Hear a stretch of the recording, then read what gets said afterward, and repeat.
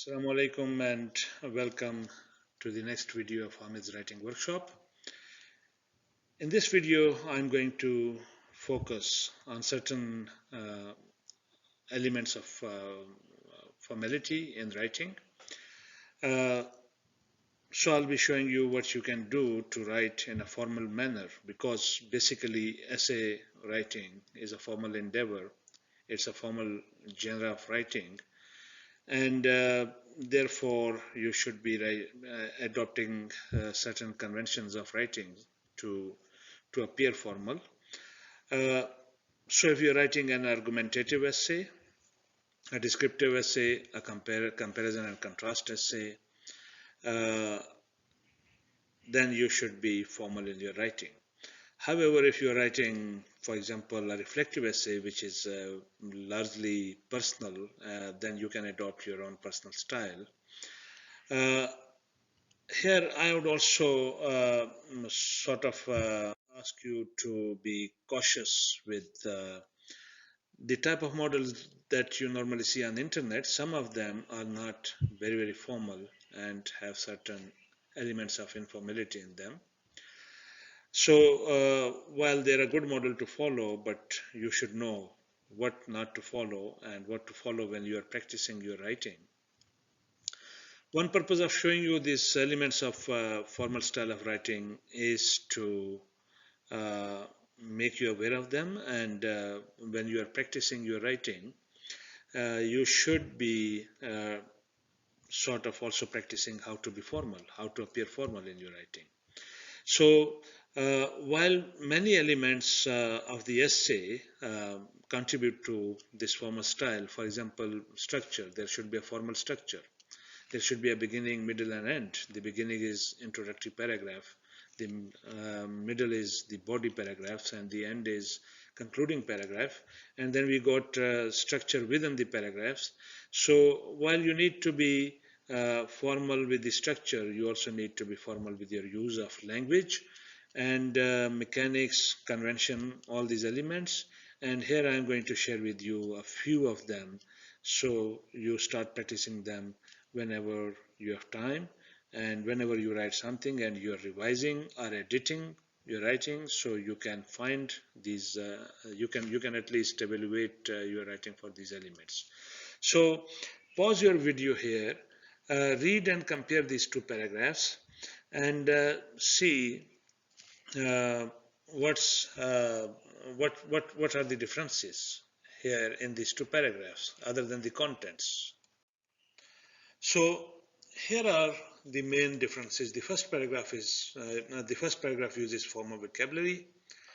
There are passive voice constructions. For example, the second sentence, the process is commonly called. This is a passive voice.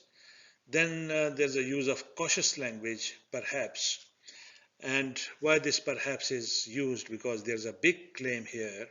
The claim is that CSSE perceived as the most competitive.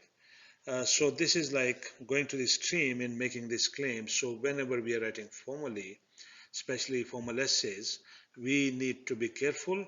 And if there is an extreme claim or some kind of claim without any support or evidence, then we need to use language of cautious. So perhaps, probably, and certain other elements, which I'll be introducing later on in forthcoming videos, are examples of cautious language. So here I used perhaps to be cautious with my claim. And then the language is objective, so you do not use sort of like pronouns like I, we, these kind of adjectives. But if you look at the second paragraph, so there is subjective language. And the example of subjective language is the use of the pronoun I. So this is subjective. There is emotive language. And the example of emotive language is unfortunately. Emotive language is related to expressing your emotions. Then there are uses of questions. So how does FPC do this? Do people still think so?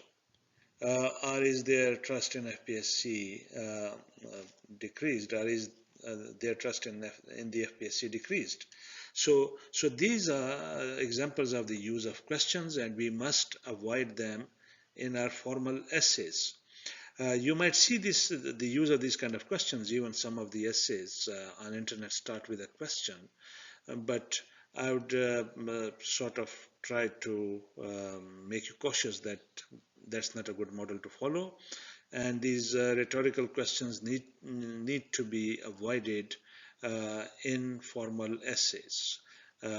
Unless, as I said, it's a reflective essay and you are adopting and developing your own style of writing.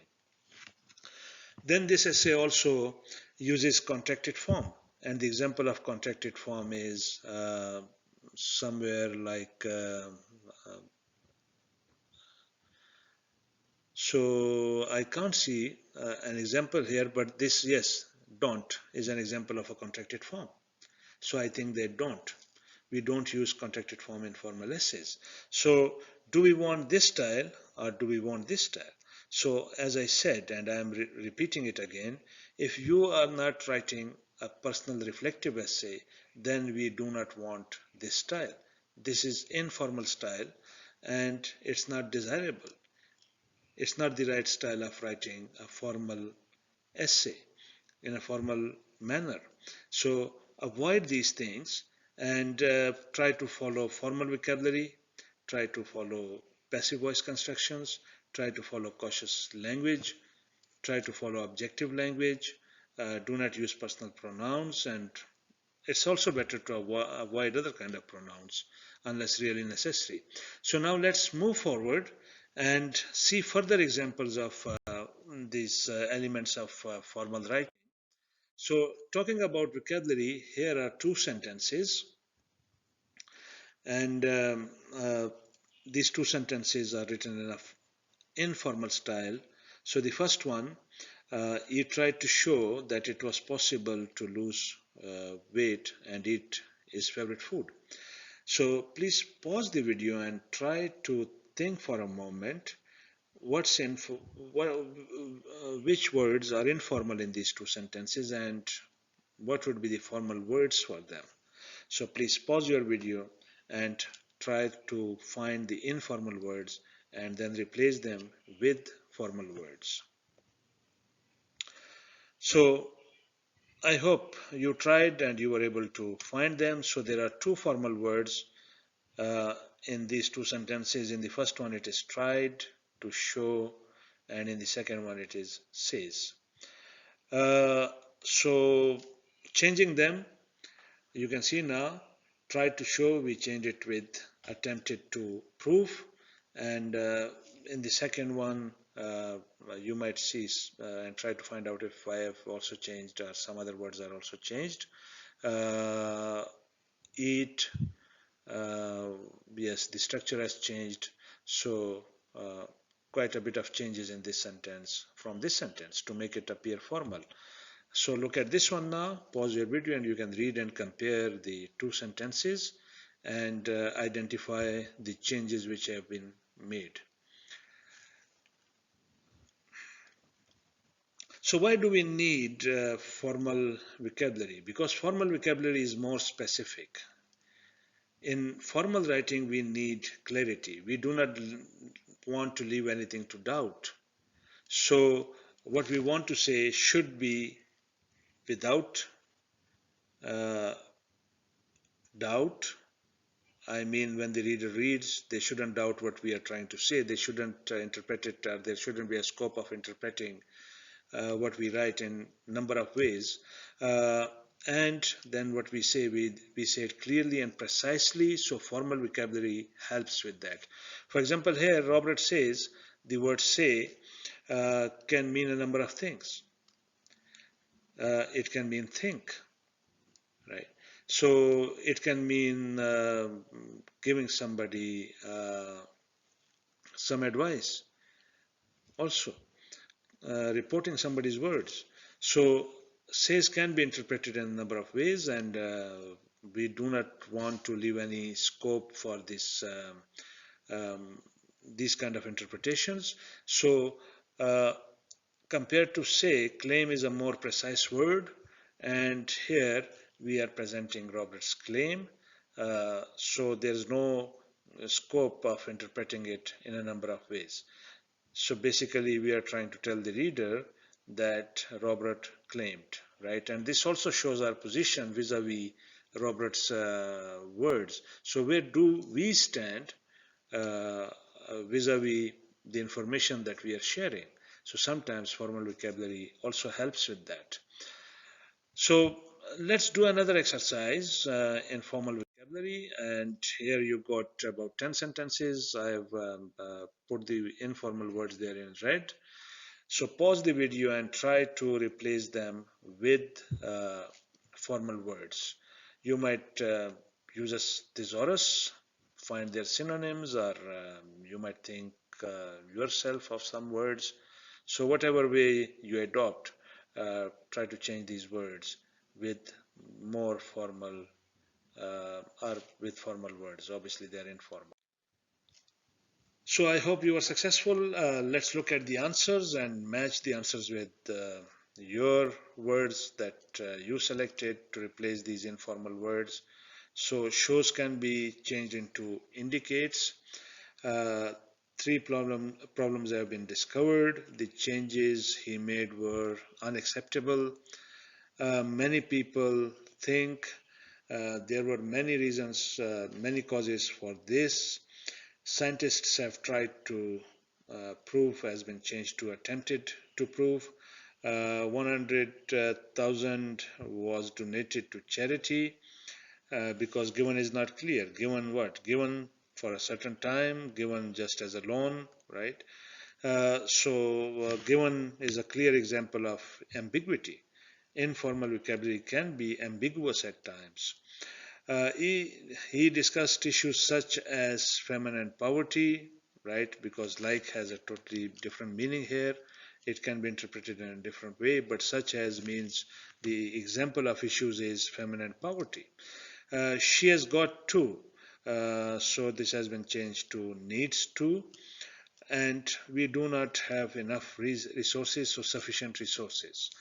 Uh, so example of more examples of changing the informal vocabulary, and let's move to two links. Uh, on the first link, actually, you can find a list of 570 words which are known as academic vocabulary. This is a list. If you prepare these, if you sort of memorize these 570 words and their uh, families, I think you will have sufficient formal vocabulary to write your essay. Then I also got the second link, and on the second link you can see some other resources. So try to make use of these resources. I'll also post these two links in the video description, and you can go and have a look at them. And then if you have any questions about them, you can post them in the comments. So moving to next item of formal style, and that is multi-word verbs. Uh, in Pakistan, obviously, a lot of emphasis uh, is put on these words. There are lists and lists and lists in school books and college books and university books, and students are asked to memorize them. They are known as phrasal verbs and sometimes idiomatic expressions. Normally, they are a combination of a verb plus a preposition. They may help with speaking in an informal situations. They may help with increasing your vocabulary, the range of vocabulary. They may help with communication, expressing yourself without any uh, difficulty to find words. But the fact is that multi-word verbs or phrasal verbs or idiomatic expressions are not part of formal style of writing. So you must avoid them in formal writing, and you must use formal vocabulary instead of them a single word. So again, I would ask you to pause your video here and try to think of a word for each multi-word verb to replace it. So I hope you are successful in finding some words. So let's do it together. And here you can see single words which we can use to replace them. For the first one, consider, carried out, performed, got worse, deteriorated, find out, discover, looked into, investigated, going up, increasing, going on, continuing or persisting, broken down, divided, get by, survive, showed up, attended. So I'm not suggesting that you shouldn't make effort to learn these phrasal verbs, as they call them in Pakistan. Uh, but what I'm trying to say that you shouldn't use them in formal writing. For example, if you're writing an essay, then you shouldn't use them. You should have sufficient single words from the formal list of vocabulary to use. Now, use of passive voice, and you need to understand that passive voice can be useful at times and it can't be. Let me elaborate this by discussing a few of the examples there. So, if you look at example number one, this is from a literary text from a fiction written by probably Jane Austen. Uh, Pride and Prejudice, her book. Mrs. Bennet was looking for a potential suitor for Elizabeth. Now, here it's not passive voice. The passive voice will be a potential suitor was searched for Elizabeth. That could be the passive voice.